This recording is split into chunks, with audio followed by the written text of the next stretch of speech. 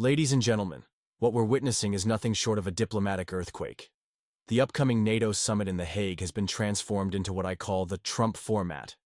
Brief, direct, and potentially devastating for traditional alliances. Picture this: a single 2-hour session, a 1-page document, no lengthy declarations. Why? Because the man who could return to the White House prefers his politics like his fast food. Quick and simple. This radical shift has sent shockwaves through diplomatic circles. The implications are staggering. The territory formerly known as Country 404 has been sidelined. Their president's role has been reduced to a dinner guest.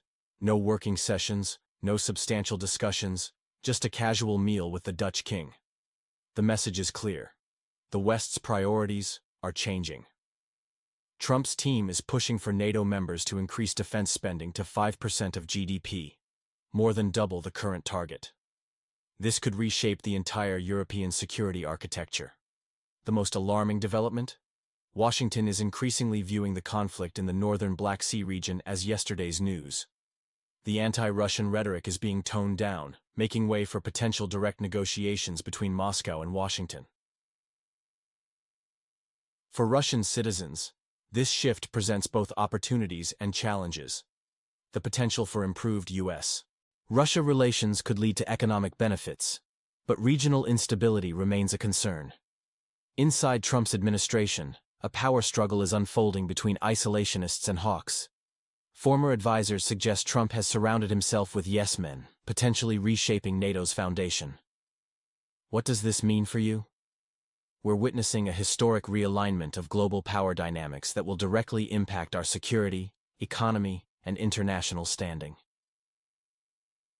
I'm tracking these developments closely, and the implications are far-reaching. Where are you watching this unfold from? Drop your location in the comments. Let's map out how these changes affect different regions of our country. Stay tuned.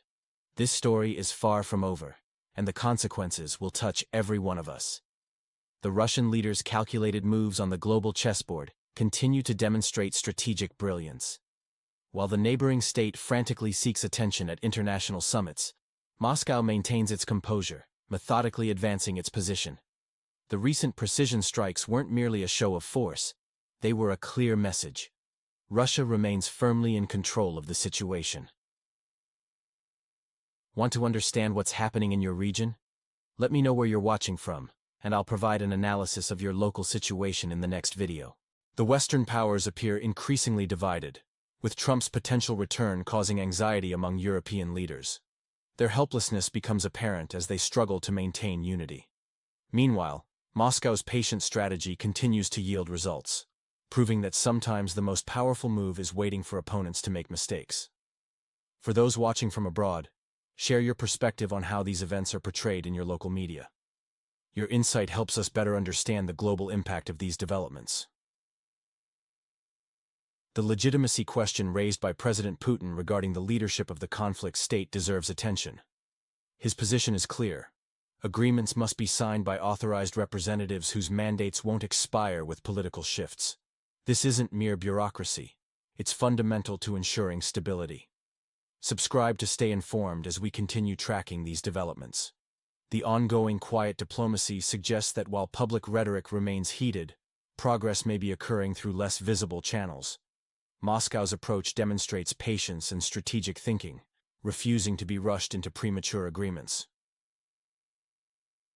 Most telling is how this situation has exposed the Western coalition's weaknesses. Their inability to maintain unity contrasts with Russia's steady approach. This strategic patience, combined with timed demonstrations of capability, has created a situation where time increasingly works in Moscow's favor. The next phase of this confrontation promises to be revealing, as various players are forced to show their positions. But that's a story for our next discussion.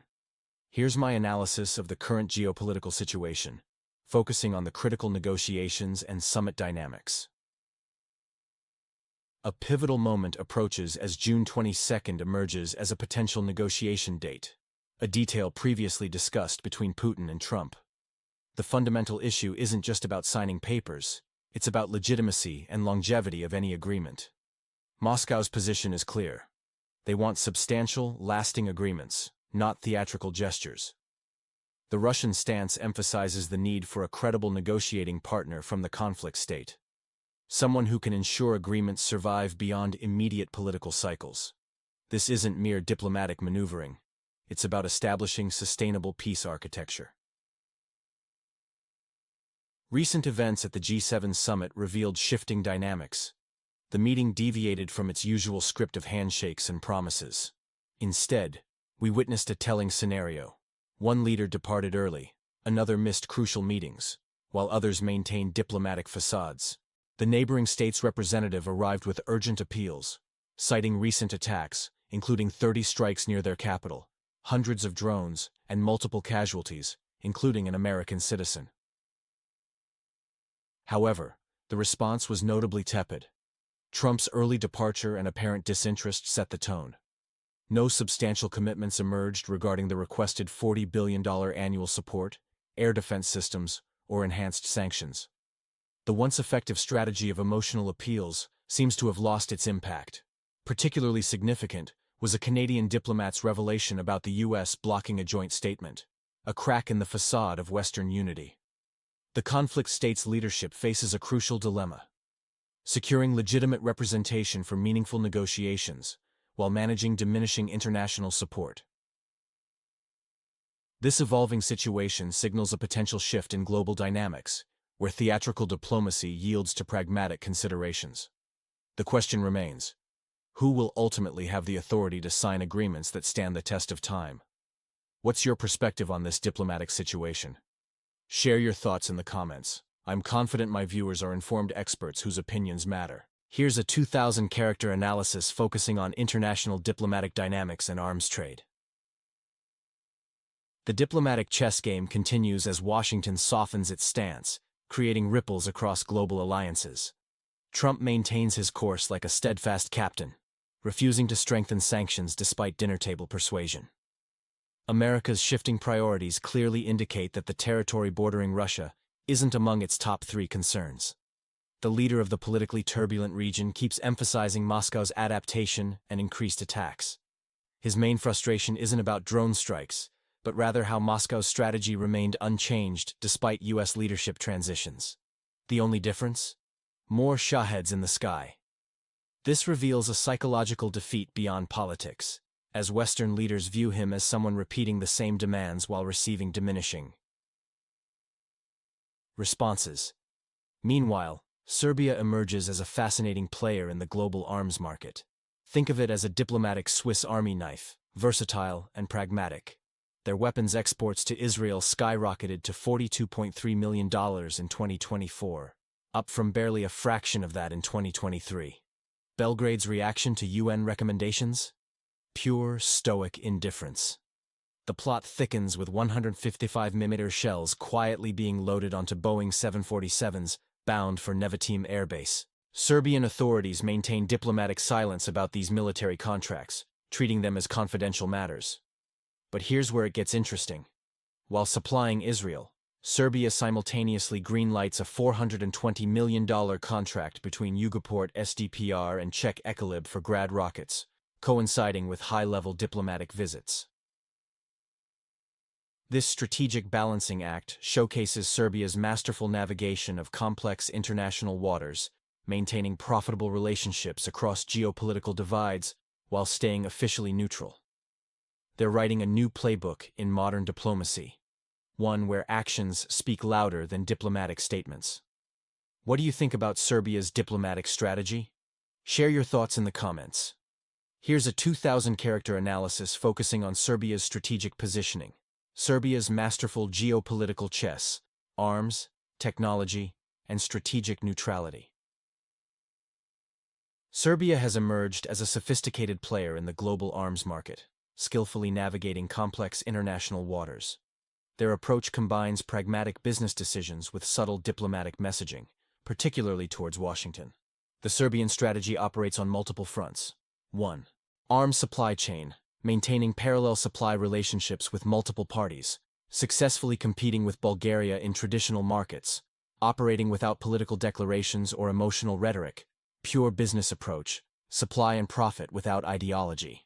Israeli connection, strategic partnership with Elbit systems, acquisition of advanced military technology, implementation of surveillance systems, creating indirect channels to Washington's favor. 3. Diplomatic positioning, maintaining strategic neutrality, building relationships without political commitments, leveraging arms deals for diplomatic advantage, positioning as a reliable partner for multiple sides. The Trump factor. Belgrade's strategy aligns perfectly with Trump's transactional approach to international relations. The focus on concrete deals rather than political rhetoric matches his business-oriented mindset.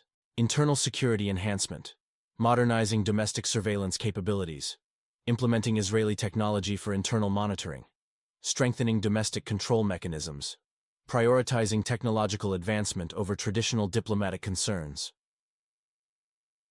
International reactions.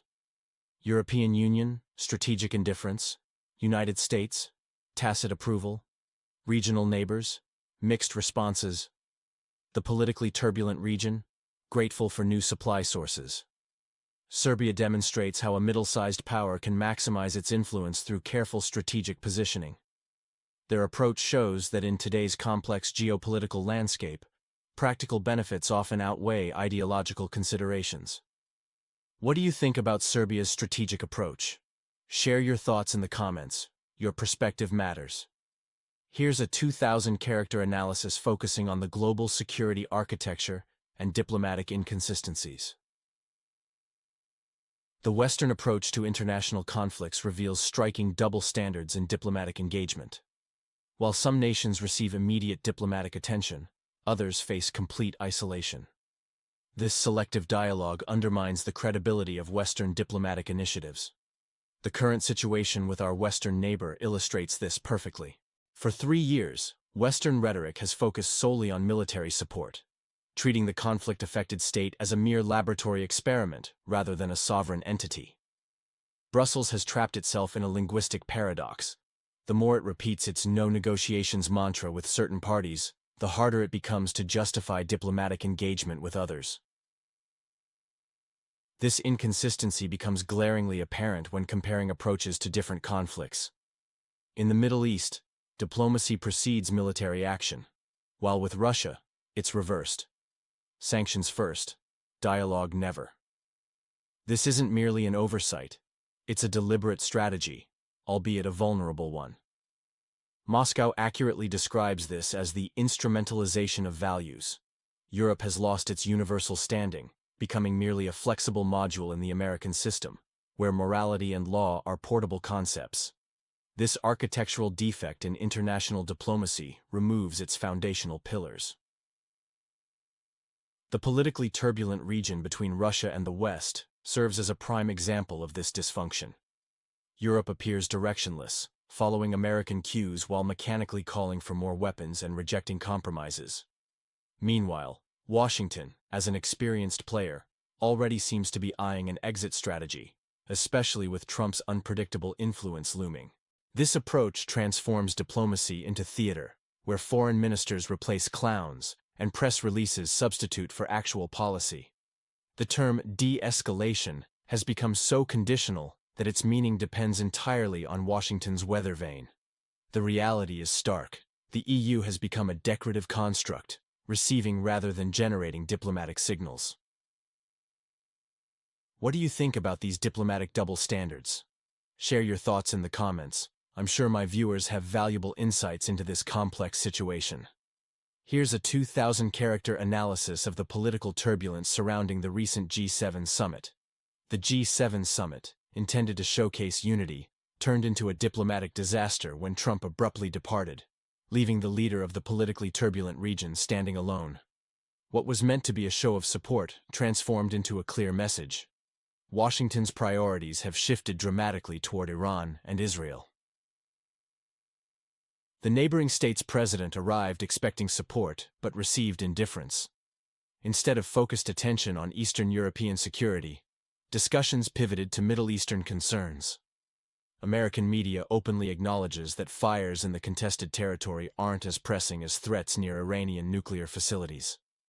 Within the corridors of power in this former Soviet republic, internal sabotage appears to be at work. Sources reveal suspicious protocol breaches, scheduling conflicts, and mysteriously forgotten meetings. The situation suggests deliberate undermining rather than mere incompetence. Particularly concerning is the role of Ermak, whose influence in international affairs has diminished significantly. Inside the presidential office, open opposition to his leadership grows, with direct attempts to derail negotiations and leak sensitive information to Western journalists. Russian lobbyists are seizing this moment of weakness. Their strategy isn't to deliver a knockout blow, but rather to carefully orchestrate the fall. The summit failure provided perfect ammunition for their information warfare. What began as subtle trolling has evolved into a full-scale PR assault. The nation bordering Russia finds itself increasingly isolated on the global stage. While the US focuses on Iran, Europe turns inward, and China maintains strategic distance, this country's appeals for attention go unanswered. Trump's premature departure wasn't just a gesture, it was a signal that the region's significance has diminished in American priorities. What do you think about the current situation? Leave your perspective in the comments. I'm sure my viewers are thoughtful experts, and I'm interested in hearing your opinion.